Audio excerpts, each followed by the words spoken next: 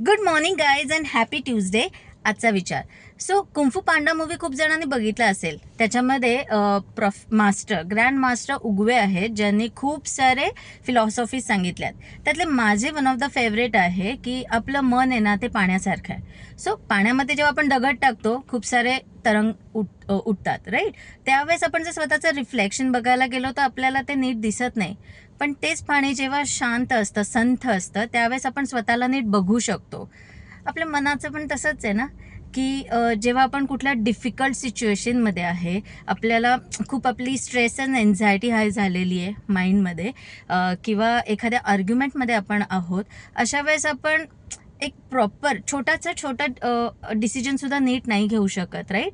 पण हे जेव्हा आपलं मन शांत आहे, स्थिर आहे, तेव्हा आपण प्रत्येक गोष्ट नीट बघू शकतो, प्रत्येक ॲस्पेक्टनी, राईट. सो इम्पॉर्टंट काय की आपलं मन कोणत्याही सिच्युएशनमध्ये स्वतःला शांत कसं ठेवता येईल ह्याच्यावर वर्क करणं. तुम्हाला काय वाटतं?